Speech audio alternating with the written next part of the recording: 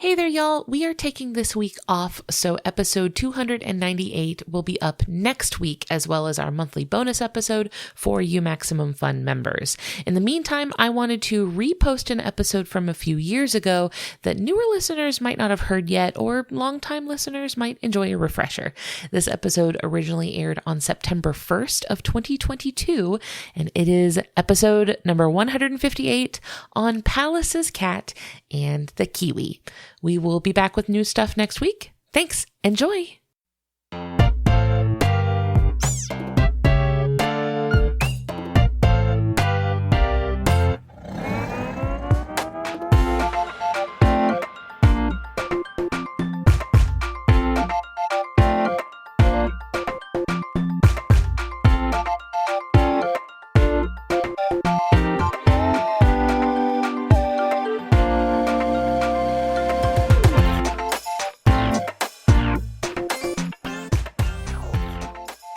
Hey there, friends. It's Ellen Weatherford. And Christian Weatherford. And we're here with Just the Zoo of Us, your favorite animal review podcast, where we take your favorite animals and rate them out of 10 in the categories of effectiveness, ingenuity, and aesthetics.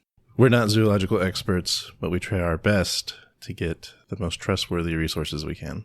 Yes. Sorry for being a little behind on our release schedule this week, but I promise it is only because we wanted to give you the best episode possible. And I feel like we're going to deliver. Yes. This feels like a good one. Mm-hmm. Don't worry, we're not going to cyberpunk you. Cyberpunk? Where we delay the release and still... And still what, Christian? Have problem. Yeah, we're not going to cyberpunk you. You're not getting Ashton Kutcher cyberpunked. For the record, I love playing Cyberpunk. You've probably played 800 hours of that game. Yep, and when that DLC releases in 20 years, I'll play it again. By the time it comes out, it'll actually be 2077. It'll just be Cyberpunk now. So this is an animal podcast. Yeah, this is about animals. I promise we're not going to talk about video games the whole time. That was just our little moment. Mm-hmm. Before we dive into our animals this week, I do have a really cool follow-up of sorts. Okay. And this reaches all the way back over 100 episodes ago to episode 27, where I talked about the sentry dragonfly, which was at the suggestion of a listener who later on was a guest on our Naked Mole Rat episode, Benjamin Lancer, who studies these dragonflies, specifically their brains. Yes. And a lot of that episode, I talked about the research that Benjamin does on these dragonflies' brains because it is incredibly fascinating. The ways that they're able to track the prey that they're hunting, and they have this like laser focus system that they're able to like completely block out the rest of the world except for what they're tracking, and they're able to like switch that focus around depending on what's going on around them. It's incredible. It's really cool. Go back and listen to that episode if that sounds cool. But Benjamin sent me a message the other day, and Benjamin said, "Hey Ellen, so you remember way back when Just the Zoo of Us did a dragonfly episode? I don't remember exactly what was said, but at one point, Christian was questioning how dragonflies can both be attending to one thing at a time, but also able to notice something else. Well, I was interested too, so I designed some experiments to look at that specifically, and they've just been published." Well, that's awesome. Yeah, so I read the paper. It's up in Nature. I did my best to understand it. Y'all, it's insect neuroscience. So most of it was high above my level of understanding, but the gist of it seemed to be that dragonflies can switch focus between targets as long as they're within the same hemisphere of their vision.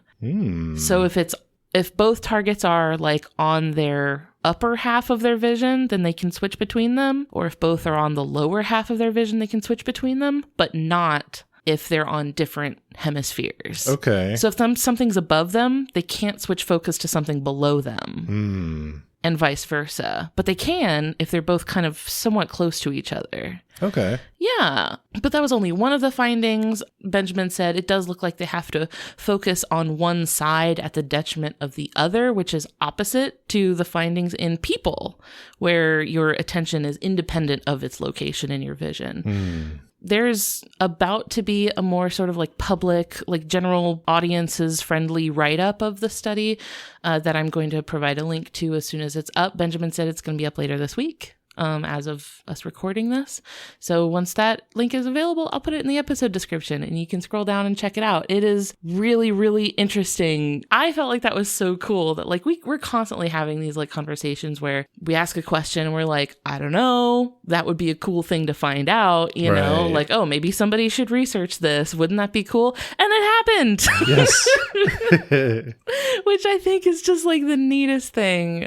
So it was really exciting. I was so glad Benjamin reached out. I'm going to for sure provide links to all that because just so excited about it. So, feels like unlocking an achievement of some sort. It does. It feels like a milestone for us, I think. I feel like we contributed, you know? Yes. We helped. We had our hand on the ball of science in some way, in some tangible way, which is very exciting. So that was my little follow-up. I just thought it was so sweet. That is very nice. All right. So I believe I go first this week. That sounds right. And I have an animal that I'm so excited to talk about because it's so great. This is Pallas's cat, also known as the manul. The scientific name is Otocolobus manul. So manul is the species name. And that name is from Mongolian. So their Mongolian name is manul. The species was submitted by Robin Berry and Pastor Julia Humanick.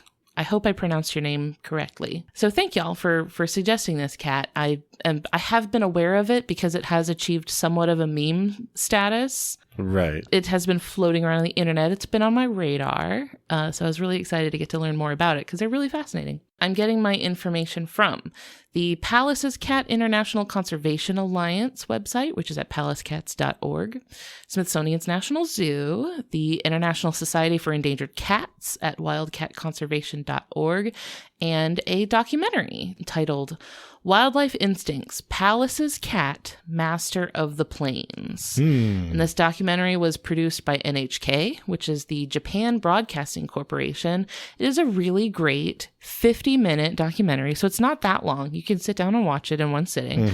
All about the Pallas's cat, led by some Mongolian biologists who go out and put a radio collar on a Pallas's cat and then track her and her kittens throughout like a whole year. So you get to see the kittens grow up through the seasons. Aww. It's just a really, really great documentary. And the best part about it is that you can watch it for free on YouTube. Perfect. Yeah. So I'll have a link to that in the description too, because I do think everyone should go watch it. It's a great documentary. I loved it. So if you're not familiar with Pallas's cat, they are a wild cat, but they're not a big cat. Most species of wild cats are not big cats. These are only about the size of a plain old house cat. They're Like about our house cat? Yeah, it would be about Okay. the size of our cat. Okay. Well, our cat is a little on the big side, so these would be a little smaller than him, actually. Okay. These tend to be between 5 and 10 pounds. Ah. Sorry, I did not include a metric conversion for our metric listeners, but if you know about cats, it's that. That's how big they are. You can find them in grasslands and rocky steppes. We talked about steppes pretty recently with the saiga. It's like a big flat grassland. Yes. Specifically, though, at high elevations. So you're not going to find them down in the like low deserts and stuff. These are more up high in the mountains. And their range is throughout Central Asia. So they go as far north as Russia and as far south as India. Wow. And then kind of all across Central Asia in these high elevation plains. They're in the taxonomic family Felidae. They're a cat. Normally I talk a little bit more about the taxonomic family, but we've got a lot of ground to cover today, so I'm not going to dwell too much on it. It's a cat. You all know what cats are. To get right into our ratings for the Pallas's cat. If this is your first time listening, we rate animals out of 10 in categories. The first is effectiveness. And this is how well the animal's body is adapted physically to doing the things it's trying to do, achieving its goals, reaching its dreams, living its best life. I do give the Pallas's cat an 8 out of 10 for effectiveness. That's pretty good. It's pretty good. So first of all, the first thing you notice when you look at Pallas's, I don't know if you say the Pallas's cat or just Pallas's cat. Well, is this a good time to talk about that name? Sure, yeah. What does it mean? Why is it? It's named after a Russian zoologist who was the first person to document the species. Okay. But the first thing you notice when you look at this cat is that it has a very unusual face. Its head and face is super different from most other cats. Okay. Which reads to the human eye as a grumpy sort of expression. So what's going on is that they have these big eyes, but a very sort of flat, shallow forehead. So it's weird. The head is big and wide, but their eyes are really close to the top of their head. And their ears are also along the sides of the cat's face. So usually, if you're drawing a cat, you'd probably draw a circle with 2 triangles poking out of the top. Mm-hmm. In this cat, the triangles are pointing to the sides instead of up at the sky. So it gives the cat a very distinct face. It's almost human-like. Oh, no. Which is a little unsettling in some contexts. But what's cool about this is that their unusual head shape and facial structure actually serves a very specific purpose. So their flat forehead and ears being positioned very low on their head so they're not sticking up, it lets the cat completely flatten its body down on the ground, and then it can peek out from cover. So if it's hiding behind a rock or a bush, or it's just hiding in the grass, it can peek and see the things it's looking at without prey seeing them. Oh, okay. So they're not exposing enough of their body for prey to get a good look at them or reveal their silhouette, right? Because if they had their ears pointing up at the top like other cats, boom, there's 2 triangles pointing up at the sky. You see that. That's a cat, right? Yeah, what else could it be? Yeah, but they don't have that. Instead, it's just oh, is that a little lump that's poking out? Not sure. You can't really tell that it's a cat from far away. This reminds me a little bit of how hippos have their eyes and their nostrils positioned so that they can poke out just the eyes and the nostrils out of the water and not expose much of their body. Right. This reminds me of that. Mm-hmm. So they're able to hide really, really well because of that unusual face structure. So next time you see a picture of a Pallas cat that looks all wonky in the face, just know that they're that way for a reason. It's on purpose. It is. It's on purpose.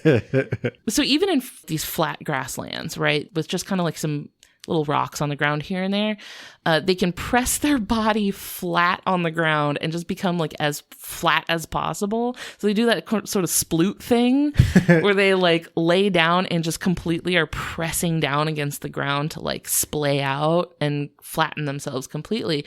And make themselves look like a rock, basically. They just stay there and stay super still, and it helps them both sneak up on prey and also hide from predators. Because their biggest predator is eagles, which are much bigger than they are. Oh, yeah, I was about to say, they gotta be fairly sizable eagles. They are. They're golden eagles, yeah. Which are very large. And these are not huge cats. Right. So eagles will gobble them up. Yeah. But they're really good at hiding from eagles, so they're doing okay. Mm-hmm. Next sort of tool they have in their kit is their fur. They have the densest fur of any cat. Ooh. Not quite as dense as the sea otter, which has the densest fur of any mammal. But the Pallas cat is rocking 9,000 hairs per square centimeter. I bet that's so soft. It's the softest. From what I've heard. I've never touched one, right. And I never will, but I've heard that it is incredibly soft. Mm-hmm. So 9,000 hairs per square centimeter, and this helps insulate their body from the cold because it gets really, really cold where they live. This is way up between 5,000 and 15,000 feet up in, Mongolia and Russia, and it gets really, really snowy there. So they have to protect themselves from the cold. Yeah. But their coat also changes seasonally. So in the summer, when it gets really warm, they shed that long, dense fur and have kind of a more short, thin summer coat. And it changes colors too to blend in with the landscape, like a lot of other mammals do. Mm-hmm. Pretty much always you're going to get shades of gray and tan because they need to blend in with the rocks. Yeah. And then they have stripes and spots like a tabby cat that break up their silhouette. When you see one if there's a picture of one hiding in the rocks, you will not find it. This thing is so hard to find. I do like these challenges though. You like these? These pop up on my Twitter constantly of it's always find that lizard, find that leopard. Mm-hmm. I, for the life of me, cannot find them ever. I love those. I can't do it. I have to look into the comments and cheat. But you know what? You're more patient than I am. You can actually focus on stuff like that. Maybe. I'm easily discouraged. If I were left to my own devices and if I was being like hunted by a leopard, it would kill me instantly because I would not clock that leopard at all. So yeah, their fur is very well suited to their environment. It helps them camouflage, keeps them warm. It's great fur.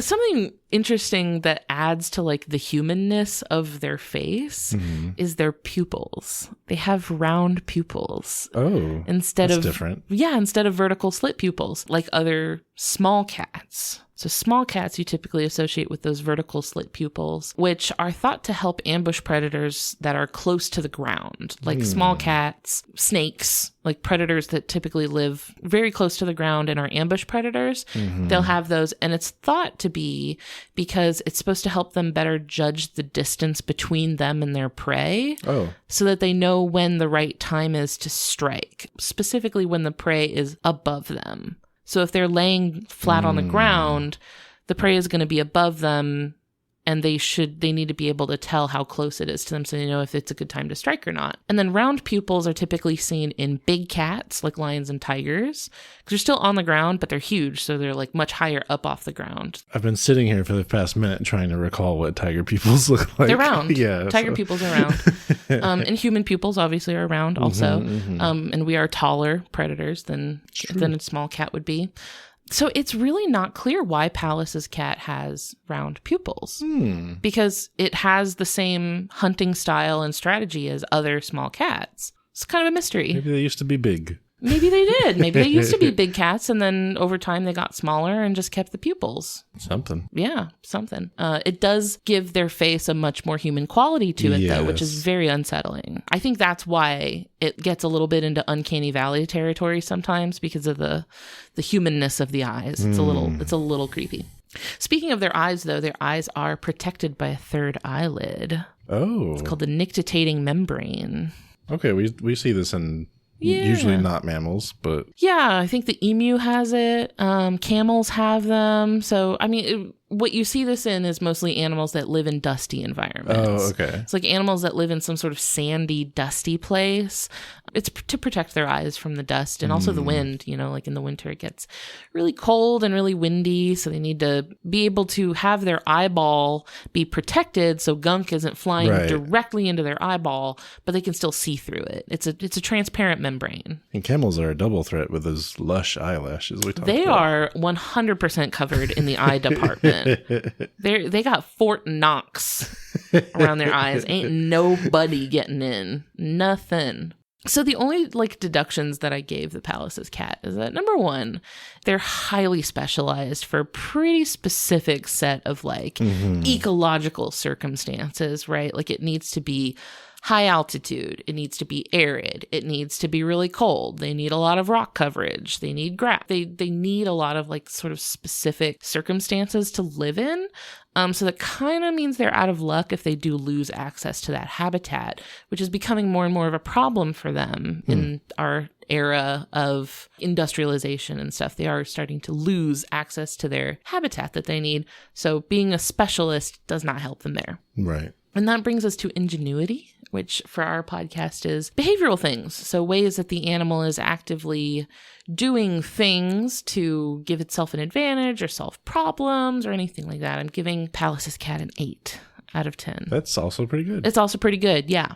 So first of all, they're ambush predators. So their bulky coat and their stubby legs don't exactly make them great at chasing over long distances. If you can imagine them kind of waddling and trailing, all this fur behind them and stuff. It's not. Imagine a Persian cat. They're a little bit like a Persian cat. Apparently, the zoologist that initially documented them erroneously believed them to be an ancestor of the Persian cat. Oh. They're not, but they just kind of look like them. So instead, they rely more heavily on stealth and patience to hunt their prey. They specialize in small mammals. So when they see a small mammal like a rodent or something on the ground, they'll sneak up to it really, really slowly. They do that cat thing where they'll kind of take a couple steps and then freeze, and then take a couple more steps and then freeze. They do something really interesting where they'll sneak up to a critter's burrow and they lie in wait at the entrance for the critter to come out of the burrow, and then they pounce. They're spawn camping is what they're doing. Like, they're waiting at the exit for the critter to come out, and then they're like, thank you very much. And they'll sit there all day and do that. Report Pallas cat, please. Report for griefing. The cats in the documentary, okay, they were doing something very interesting with their tail. Long tail, right? It is a long tail. Okay. Yeah. But the cats in the documentary were doing something just so fascinating. When they were stalking prey, it was like a bird or a vole or something like that, they would creep up and twitch their tail. So I didn't know this, but that's a distraction. So they're trying to like alert the prey to like somewhere else that's not where they are, so that the prey's not looking at them. It's looking like a foot or so to their side. So it's supposed to like distract the prey and help them sneak up on it more easily. But another thing they were doing this is diabolical. This is devious. They would flick their tail to frighten the prey, like to spook it and send it retreating, and watch where it entered its burrow to get the location of the burrow entrance so that they could spawn camp it. So they would like scare off the prey on purpose and then be like, that's where your house is. That's stone cold, I think, bluffing to get intel, I guess, on your prey. But it's also a bit of a gamble, right? Like you're passing up a small meal for the opportunity for a perhaps larger meal. Yeah, but they did get the larger meal. Yeah. Because then they got to know where the burrow was. Yeah. This might break your heart a little bit. Half of the Pallas's cat's diet is the pika. Oh, no. I know. You talked about the North American pika in episode 66. Yes. These are obviously different pikas than the ones we have here, but they're like related.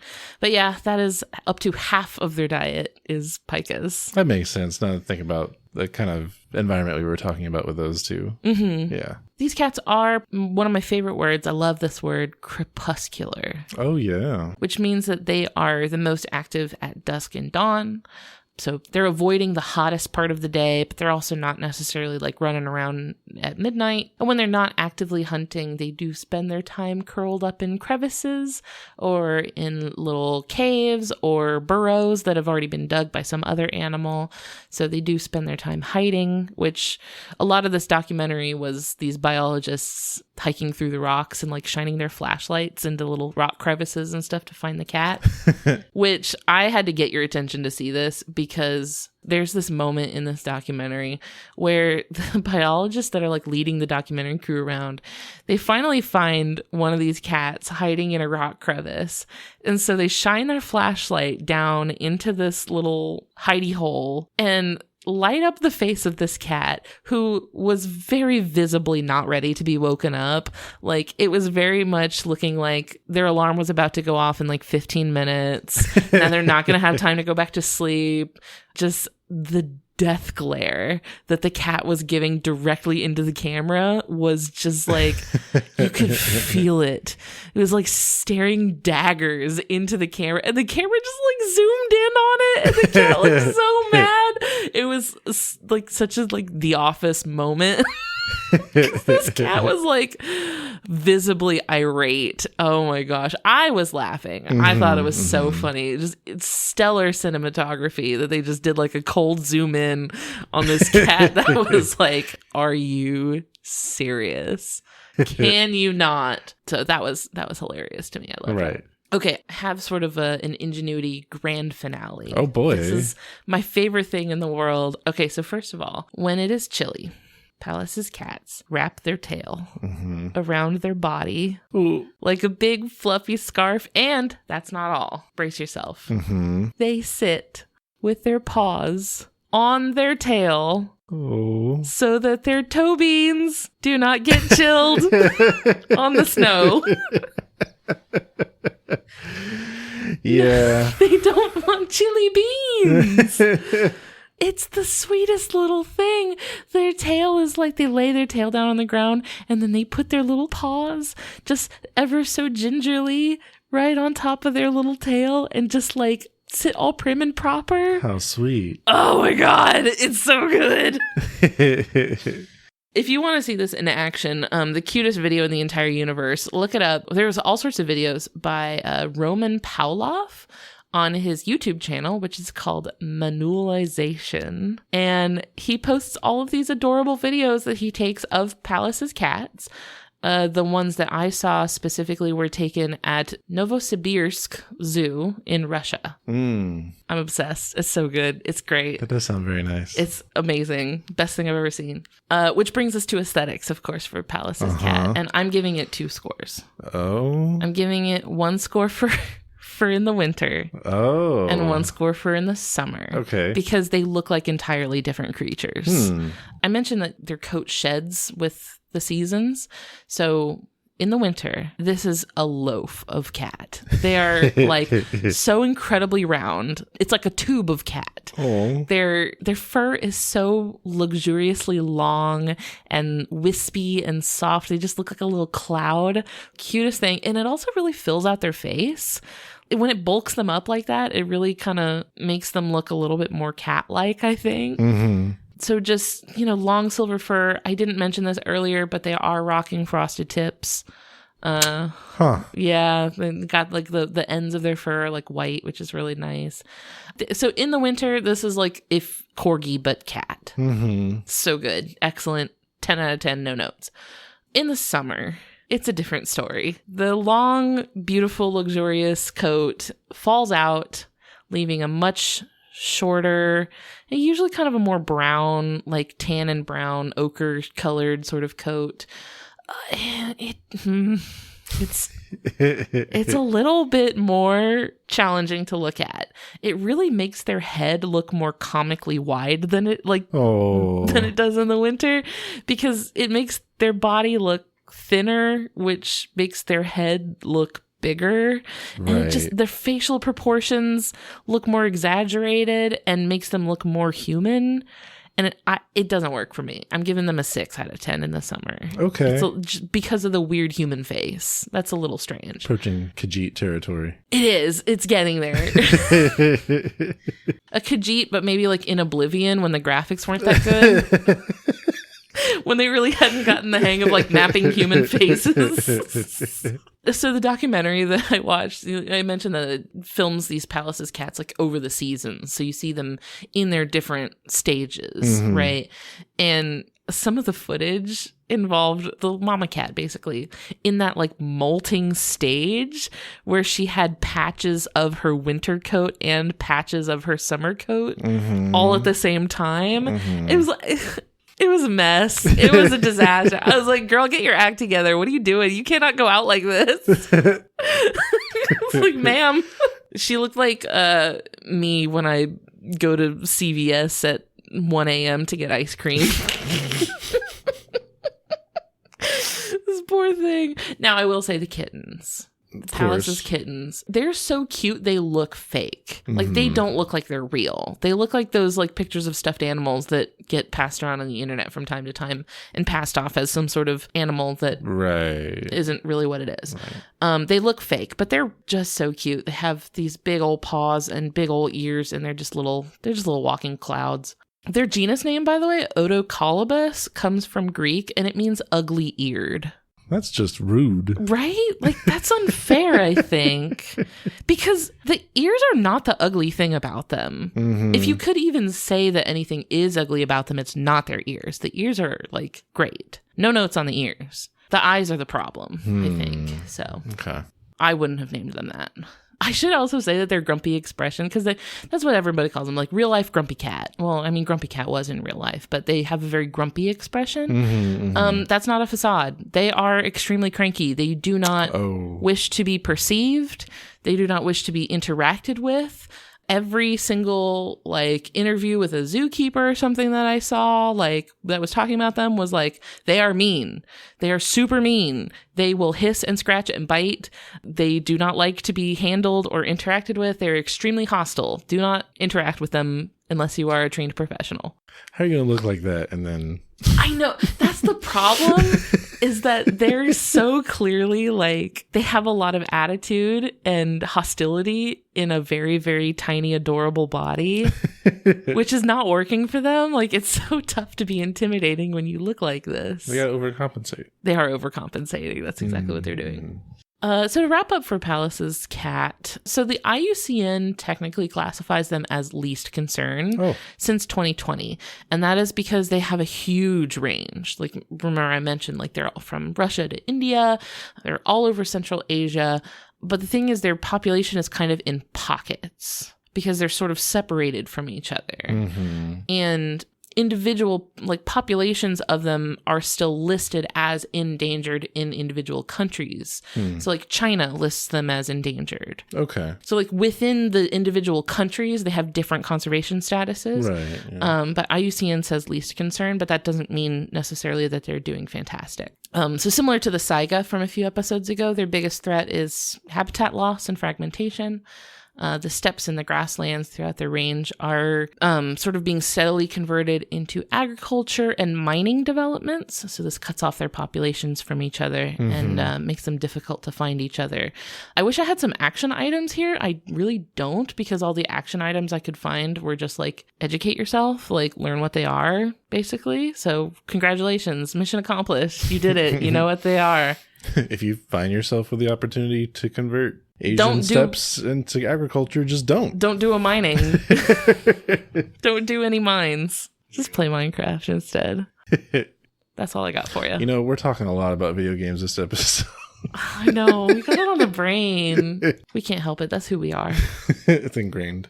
It's relatable for the youth, Christian. You're right. That is it for the Pallas Cat. Thanks, baby. You're welcome. Let's take a quick break to hear from our friends on the Max Fun Network, and then we'll get to your animal. Okay.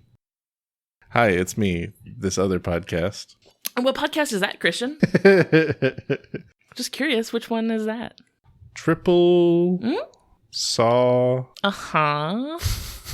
Triple Saw. Manners. Triple Saw Manners. We'll leave that in.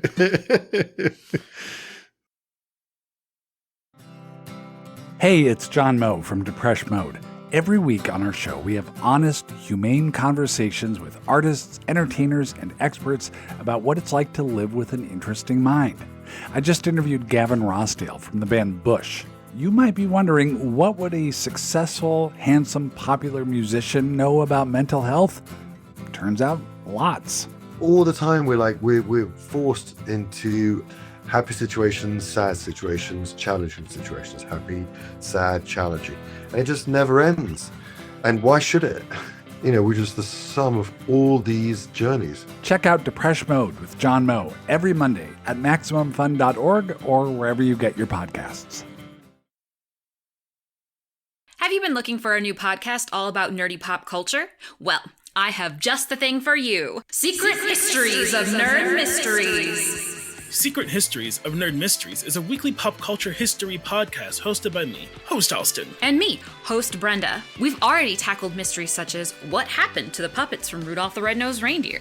Is Snoopy Mexican? And why do people hate Barney so much? From theme parks to cartoons to 80s, 90s, and 2000s nostalgia, we tackle it all. Check us out every Tuesday on MaximumFun.org and wherever you get podcasts.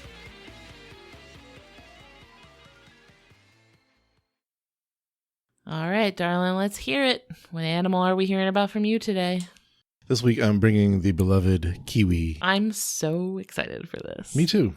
It has been a long time coming. It has. First of all, this animal was submitted by Lisa Doyle. So the Kiwi is actually referring to a couple different species. It's not just one. The genus is Apteryx. That's a cool name. I'm hoping I'm pronouncing that right. So some of the info I'm talking about might be generally applicable to the Kiwis, but some of it might also be species specific. Sure. I'm getting my information from the New Zealand Department of Conservation, as well as the Smithsonian's National Zoo and Conservation Biology Institute, and of course, Animal Diversity Web, found at animaldiversity.org. Excellent. As well as star-studded. Another source that I will mention when I get to it. It's a surprise tool. It'll help us later. So basic information for the Kiwi for those unfamiliar. Kiwis are small, flightless birds. They have a brownish coloring with a long, thin bill or beak that curves downward. It's adorable. Yes.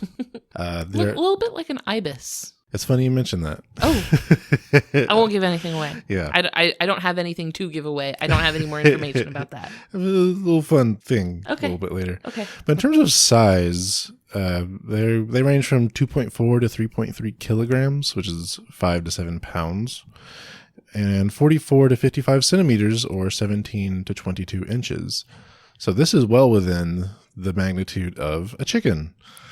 They're back. The chicken scale is returning. Yes. Now, again, some of the species are larger than others. So, this is just a general idea of their size.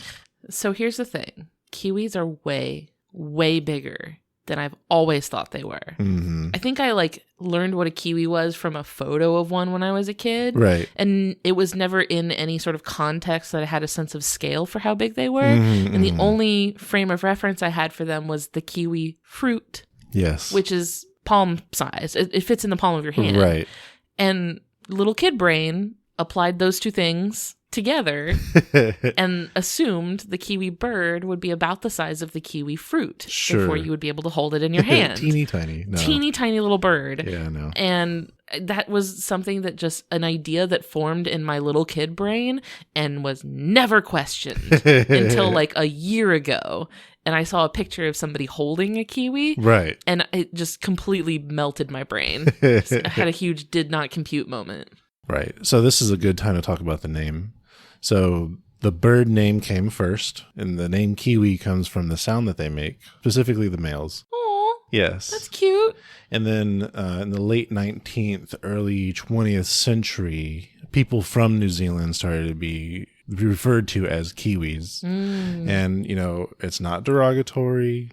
No, it's like It's like a term of endearment, and it's actually, used by people from New Zealand. Yeah, I know lots of people Yes. from New Zealand that call themselves Kiwis. Yes. Now, the fruit was previously called a Chinese gooseberry. I won't dig too far into that because I don't think it's technically a gooseberry also, but I have no idea what a gooseberry is. there was a rebranding. It's another one of those freedom fries type deals. Oh, jeez. So in the Cold War time, they didn't want to sell them as Chinese gooseberries anymore. Oh, my God. So they started calling them kiwi fruits. Oh, Lord. Jeez. Now, they are grown in New Zealand as well as other places, but they're not native to New Zealand. Oh, Yeah. Okay. Well, Yeah. that's how strange. Why pick that to call them? I don't remember the details. No. Okay, well, probably not important then. But I do wonder, when people refer to themselves as Kiwis, is that a reference to the bird, or is that does the word mean something else? So the usage of referring to people as Kiwis came from because the use of the kiwi bird for, I guess, icons that represent New Zealand. Oh, okay, like a national emblem. I think it was during World War I that it really picked up because of a brand of shoe shine that used the kiwi. Wow. Yeah, and then it started being used more and more on the New Zealand side of things to be like a national symbol. As far as national symbols go, it's a really good one. Yeah, for sure. Prior, the only one I think was a fern of some sort, which is still used today. Yeah, sure. Yeah. That's cool too. Yeah. As you probably have gathered so far, they are endemic to New Zealand. Love it. Meaning not only that they're found in New Zealand, but they're only found in New Zealand. Can't get them anywhere else. Yes. In terms of evolutionary relatives, it's a little bit higher than family, but they are part of the family of ratites. Love it. Yes. My babies. Yeah, we've talked about these a couple times now. So these are the ostriches, the cassowaries, the emus. Leggy boys. Yes. So flightless birds, terrestrial flightless birds. Now, where the kiwi differs from those other ones is all the other ratites are fairly big. Yeah. They're real big. People sizing up. Yeah, this is the little cousin. Right. So jumping right into our first category of effectiveness, I'm giving a 9 out of 10. Very good. For the kiwi. I struggled with this a little bit. Really? The history of New Zealand is very interesting in of itself because it was once part of a larger continent a long time ago. And then Polynesian indigenous peoples found their way to New Zealand not that long ago in historical terms. Sure. So, we're talking 700 to 1,000 years ago. That's still a long time ago. Yeah, yeah. And then, later European colonizers showed up to New Zealand. So I guess my point is they're very well suited for what should be in New Zealand, but not what is currently in New Zealand. Got it. Okay. Sure. Yes. And here's why. So first off, flightless. Sure. That's the trade-off for this kind of bird. So they have underdeveloped wings and chest muscles, and they actually don't have a sternum. Oh, really? Yeah, which is a chest bone. Oh, don't need it. Throw it out. It does not spark joy. So that plays a big part in flapping wings for the purpose of flight. That is an important part of flying, yeah. So if you're not flying, that's not really needed anymore. They have strong legs. They can run very fast. You'll notice that they're pretty beefy. They're very, like the other ratites in that way. They do have those jacked legs. Mm-hmm. Yeah. They have an impressive longevity. Really? So again, we're talking about a couple different species, but it ranges from 25 to 50 years. For a little guy? Yeah. Interesting. I feel like you don't typically see little animals living that long. Right. That caught me by surprise. Yeah. Wow. So I mentioned the no sternum piece. So that kind of plays into they are vulnerable to crushing injuries. So this is a big problem because one of the things that were introduced to New Zealand are dogs. Uh-oh. Yes. Oh, and they can't fly away from a dog. Right. Oh. So this New Zealand has had a long history of problems with introduced species. Right. There are no native land mammals in New Zealand. Yeah. I remember hearing about this. Yes. It's just like they have bats. Yeah, they have bats and seals and whales and dolphins. Oh, but on land, it's fair game. Right. And even then, I think I read somewhere that the bats in New Zealand are comfortable just kind of crawling on the ground. Like nothing here can mess with me. Right. Well, but So that also meant no land predators. Sure. Mammal predators, at least, because they have native bird predators. I think we talked about the Kia. Kia, yeah. And the tuatara, but the tuatara I think it's not something that would be eating a kiwi. It might go after eggs and young. Oh, sure. So yeah, dogs were introduced. Not anything that they are used to or developed alongside to have protections against. So, and they're very what's the word? Likeable for dogs. Oh, they do kind of look like a big old tennis ball, don't they? It's a smell thing, I think. Oh, really? Yeah. Are they stinky? Yeah. So I think even smaller dogs, if they get a hold of them, there's a huge potential for injury there. Right. Because they're so susceptible to crushing injuries. Which is not something that they've had to deal with. Right. Historically. Yeah. But they have a good sense of smell to find their prey. You gotta with a nose like that. Mm-hmm.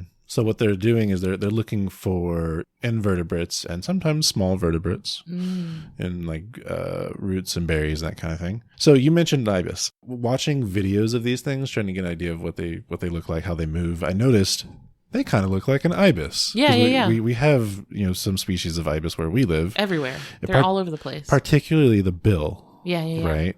And I thought, those look similar. I wonder if they have a similar, design or purpose. And turns out they do. Wow. I'm kind of proud of myself for digging into this because this is not something I came across otherwise. Oh, yeah. Look at you. This is called probe foraging. Probe foraging. Yes. Okay. And they have something called a bill tip organ. So on the tip of their bills, they have what are called mechanoreceptors. And they have two kinds. So one is the Grandry corpuscles, which can, I guess, sense velocity. Oh. And also the Herbst corpuscles, which can measure pressure. Okay. Yeah. So they can feel how fast their bill is moving? They're feeling movement in the ground. Oh, I see.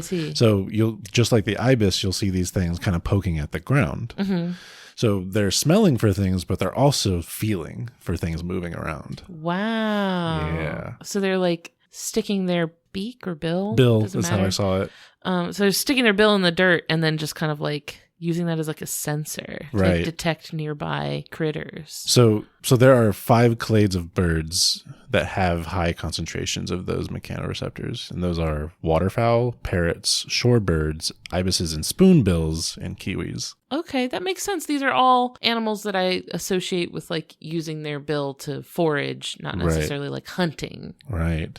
So in ibises and spoonbills and kiwis, those receptors are clustered into pits within the bones at the tip of the bill. So like I mentioned, those are designed to probe for invertebrates and small vertebrates and dirt. and in the case of spoonbills, and water. Spoonbills are great at that. Yeah. Yeah, very sensitive bills. So that's another thing they're doing when they're like doing that spooning of the water is they're sensing movement. Yeah, it's like a dabbling where they're like, it's cool. They kind of like swish the bill from side to side. But that's interesting that the kiwi has it too, because the kiwi is so far removed from them. So they're only distantly related. Very distant. So this is another example of convergent evolution. Love to see it. Love when that happens. Yeah.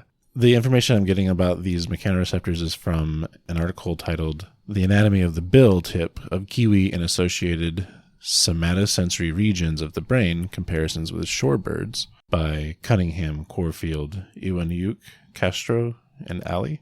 And that was from a 2013 article. I just wanted to kind of read the last sentence of the abstract. Okay, let's hear it. We suggest that similarities between kiwi and scolopasid bill tip organs and associated somatosensory brain regions are likely a result of similar ecological selective pressures with interspecific variations reflecting finger scale niche differentiation. That was a lot of big words. Yeah. That was a lot of very fancy, sciencey words. So it's basically saying the scolopasid is the shorebirds that they're Got it. Yeah. Okay. So think sandpipers. Oh yeah. Yeah, those kinds of birds. I love them. So again, they're searching for things in the sand in that case. Yeah. So it's saying they have similarities not because they share a common ancestor that had that trait, but it's because they were being selected for similar reasons. Mm-hmm. But then they have kind of niche applications based on what specifically they're experiencing. So for shorebirds, it's because of sand on beaches, and then in kiwis' cases, it's because of like loose dirt. Wow. Really interesting. Very interesting. Good find. Right? Good job. So the nose is designed to keep out dirt with a valve behind the nostrils. And if you look at them, their nostrils are actually more located towards the tip of the bill, which in most birds is closer to the face. But if they're not doing a lot of wading, because I associate the nostrils being close to the face as being really helpful if you're spending a lot of time with your bill in the water. Because if, like for the spoonbill, their nostrils are really close to their face because the tip of their bill is usually underwater. Right. So it lets them breathe while their bill is submerged. Right. But if they don't need to do that, it doesn't matter. Well, and the advantage of it being close to the tip of the bill, making it close to the ground, is that they're also able to smell while they're doing this. Sure. So they're using a combination of sensing movement and also smelling. Oh, yeah. Yeah. Oh, so they're really getting a lot of input there. Yes. That's cool. So they are small. We talked about they're the smallest rat type. However, they are small, but they have one large egg. Oh my God. I hadn't thought of that until you just said that, and I know exactly what you're talking about. This is hands down the funniest thing in the universe. Yeah. Females will lay one relatively large egg at a time. So on average, it's 15% of the female's body weight. It's massive. Have you seen an X-ray of this? Yeah. It's so funny. So it's like pushing organs around and oh gosh. It looks like her body is just egg. She's an egg with a neck sprouting out of it. Yeah. So that percentage of body weight is even higher than an ostrich's. So like ostriches have big eggs like in an absolute fashion, but it's still much smaller relative to the size of the ostrich. Right. She's like laying an egg with a fully grown kiwi inside. And that egg weighs around a pound. To put that in perspective, a jumbo chicken egg is like 15% of that. But here's another interesting about those eggs. The babies do not have an egg tooth. So they have to kick their way to freedom. I think Finley was trying to do that. Yeah. When I was pregnant with Finley, I think that's what he was trying to do. He thought he was a little kiwi. He was trying to kick his way out. Yep. Oh my God. That's so funny. And so I say egg tooth, but because lots of other birds do have what we call an egg tooth. Sure. That's like a little pointy bit at the end of their beak or bill that lets them get through the eggshell, and then eventually that goes away. But not the kiwis. Oh man, bless them. That's just the cutest little thing. Yep. And then, so like I mentioned, they're very susceptible to introduced predators in New Zealand. I talked about dogs already, but there's a bunch of other ones. Mm-hmm. So those include ferrets, stoats, and other mustelids. Ferrets were like introduced as pest control, weren't they? All these have so many different stories of on accident or on purpose to try and handle some other animal, right? Or to spur a fur. You get a little old lady who's swallowed the fly situation. It's crazy. Also, possums from Australia. And these things, are causing problems for native animals, but also native flora. Right. So I think a problem with possums is there's a type of tree in New Zealand that they go crazy for and will pretty much kill. Yeah. And a big problem with invasive species there, like you see in Hawaii also, is that since it's an island, a lot of the species there, if they're threatened, that's it. That's the only ones you have of them, right? You're not going to get like a population from elsewhere that you can like repopulate them with or something like that. It's like, that's it. So these like island ecosystems are a lot more fragile. Yeah. A lot more susceptible to damage from invasive species. Yeah. So yeah, that's wrapping up a 9 out of 10 for effectiveness. I can see why. Because like I said, they're really, really good at the things that they're supposed to be doing. Right. Yeah. But then you just kind of basically throw a whole wrench in their environment. Yeah. Well, that's kind of you to be grading them on their rubric rather than ours. I mean, I can't fault them for that. No, that's not their fault. In our second category of ingenuity, I'm giving a 7 out of 10. Okay. Something interesting about their incubation of the large egg. So the male and female take turns incubating that egg, but the males are the primary. So much so that the males actually develop a bald spot on their underside that enhances heat transfer from their body into the egg. So those unfamiliar, lots of birds require incubation of their egg, which basically just means providing heat for that egg for the bird to develop further within the egg. Because if it was left on its own, it wouldn't do that. Right. Their cousins, the emus, also the dad sits on the egg. Yeah. But for the emus, the dad completely takes over child rearing. Like, once the egg is laid, mom pieces out and never sees that egg again. In this case, I think a lot of it has to do because of how huge that egg is. It takes a lot of energy for the female to make it.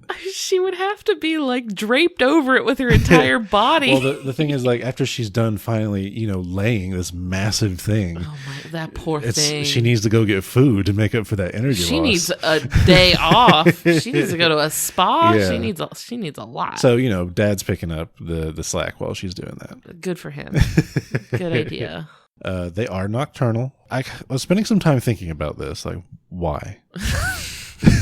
Because I think what are you hiding from? I think they're the only nocturnal ratite as well. Oh, interesting. Yeah. I mean, like I couldn't find anything definitive. My best guess is to make it harder to be predated by the, I guess, like flighted predators. Sure. Perhaps. Maybe. Yeah. They do have forms of communication. I mentioned, they are named after the call one of the calls that they can make. And can I get a quick sample of that? Mm-mm. What does that sound like? No. Oh, come on. This would be an easy one. I heard it's in it the name. once. I heard it once. One of these days. So yeah, and those are all vocal sounds. They're quite varied. I encourage listener to go find some sound bites of that. They won't have to because I'll drop one right here. Perfect.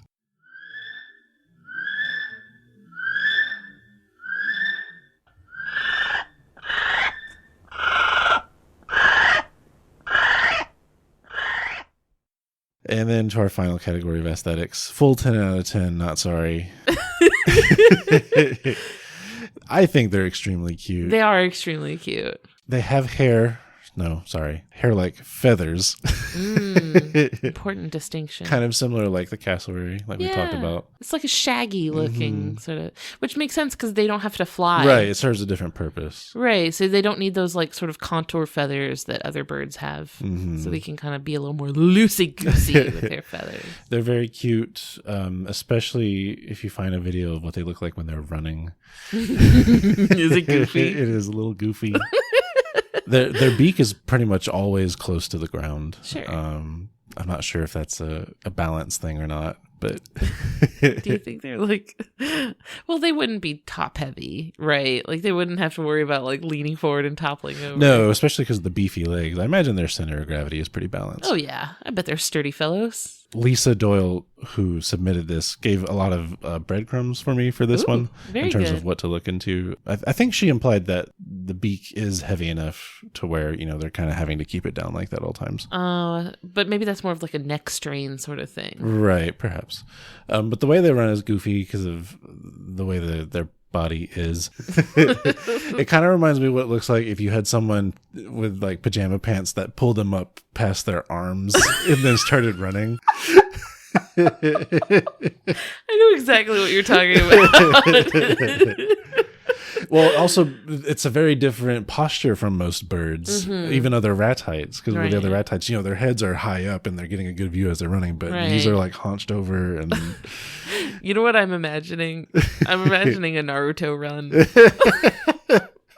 Is it kind of like that? I mean, no, but I do like it. Well, like they're like leaning forward and running and... Sure. Give me this. Yes. Naruto run. Confirmed.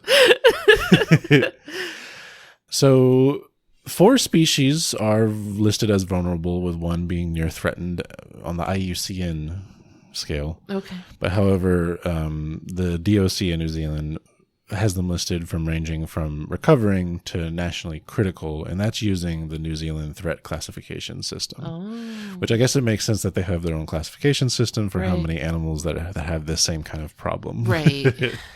So in addition to dealing with introduced predators, a lot of times the introduced animals that maybe aren't predators are also out competing for resources. So the things they have to deal with in terms of threats, we've already talked about predation by introduced species, but also, small population sizes and genetic diversity issues with fragmented populations. We talked about those kinds of things before. However, there is lots of work going on to help kiwis, ranging from sanctuaries, similar to what we talked about with the bandicoot, where they have sanctuaries that are designed to keep out predators, but also, hatching eggs in captivity for wild release, and many other programs. So some of the ones listed on the DOC's website was Save the Kiwi, Save Our Iconic Kiwi, and Operation Nest Egg, if you were looking for organizations to donate money to. They also provide guidance for people that live in New Zealand, like what things you can do personally to help with the kiwi populations. An interesting one I found was you can get kiwi aversion training for your dog. What? Yes. Like teach your dog not to like kiwis? I suppose I didn't dig too deep into it, but it seems like there's an initial training and then a yearly recertification. Oh my god! And then if your dog meets a certain standard, like it's a longer period of recertification. But yeah, they're going pretty hard there. Wow. Yeah. I mean, if you can't do all that, you can just contain your dog. Right. Keep your dog on a leash. Yes. Keep your dog inside or on a leash. Or, Yeah. Whatever you can do to make sure your dog's not running. I mean, that goes anywhere you live. Yes. If you have a dog, you should keep it. Also, house cats. New Zealand has a ton of other birds that are also threatened. Yeah, keep your cats inside. Yeah. We've said it before. We'll say it again. Keep your cats in. Keeping an eye out on them on the roadways, especially since they're nocturnal birds. They probably have a similar problem that we have with opossums. Mm-hmm. So, yeah. What a lovely bird. Mm-hmm. I was very smitten by this one. I can tell. What a great one. And thank you to Lisa for requesting it. For sure. We've had our eye on this one for a while. It was really nice to get to finally talk about them. Well, here, I thought mine was so good, and then you upstaged me. I was so proud of my kitty cat. This was a very charismatic pairing that we did today. Yeah, for sure. Some crowd pleasers. Gosh, I have a strong, renewed desire to go to New Zealand. I know you want to go. We will. Just find a travel agency that specializes in eco tours and Lord of the Rings. There's probably significant overlap between people who want to do those two exact things. Yes. Well, I think we have quite a few people who listen from New Zealand. So if you're listening and you have any Kiwi stories, I'd love to hear them. That reminds me. So, Kiwis hold an especially important cultural place in New Zealand, but particularly the Maori people, because of, that relationship pre-existed European introduction. Right, yeah. I could definitely see it. That's a great one to have. I would love to see one someday. Yes. So anybody listening, if you have a cool Kiwi story, please send them in. I would love to hear it. Please. I will read it on the show. Guaranteed. It's a great way to get a shout out on the podcast is to send in a story. Though my understanding is, a lot of people even people that live in New Zealand might go a long time, or if ever, without seeing kiwis because they are nocturnal. So, and they're kind of shy. That's me with skunks. I've never seen one. Yeah. I mean, I've seen one in I saw one in like a nature center that we were at one time where they had like a skunk, like a captive one. I've never seen these stupid things. I smell them all the time and I never get to see them. They're so elusive. But at least there's a positive spin to never coming in face to face with a skunk in the wild. But that's the thing. I smell them. Sure. Which is the part that you don't want to do. You want to see them, which is they're cute. I only get the bad part, which is smelling them. That's only like a fraction of the potential bad part, though. That's true. The worst is being sprayed with that smell. Yeah, true. But I think it would be worth No, it. I'm telling you right now, it's not. For the story. I would have the experience in the story. I'm going to remind you of this one day. Plus, also, we know that super secret recipe to the like special chemical wash you can use to get the smell out. Do we? Well, I have it on an episode we did in the past. I recited it. You're going to come home one day. It's like, hey, Christian. Yeah. Can you pull up that one episode? No reason. Can you pull up our skunk episode? Also, if you come in here, please plug your nose and don't smell anything for a while. Thanks, babe. That was a great animal. Thanks. Lovely segment. And thank you, dear listener, for spending this time with us today. I hope you enjoyed it. We really enjoyed it. We enjoyed having you here with us. Mm-hmm. If you liked what you heard today, it would mean a lot to us if you left us a good review on your podcatcher, like Apple Podcasts or Podchaser or wherever you're listening. Just drop us a good review. That would mean a lot to us. Or also, like, tell a friend. Send someone a message saying, hey, did you know that kiwis have convergent evolution with ibises and similar mechanoreceptors in their bills? Like, go info dump at somebody about the stuff that you learned on our podcast today, and let a friend know that you like us so that more folks can join our big happy family. And if you want to hang out with us, we're on social media. We have a really cool Facebook group. We're active on Twitter. We're on Instagram. We have a really hoppin' Discord where everyone in there is super nice and fun to talk to. Really enjoy that. Links to all that will be in the episode description. We'd like to thank Maximum Fun for having us on the network alongside their other amazing shows. Go check those out over at MaximumFun.org. If you like our show and want us to continue making it, you can support us at MaximumFun.org. And thank you, Louis Zong, for our music, which I've gotten a lot of compliments on, by the way. That's awesome. Which is like, I know I'm not the one to be receiving those compliments because I did not make the music, but I will take them anyway. You should let oh my gosh, I called him Zooey. Louis Zong know about those. I'm sure he knows. He's a busy guy. It's a wonder he replied to me the first time. So I don't know if I can push my luck with further emails. Y'all leave this man alone. Thanks, everybody. Thank you. Bye. Bye.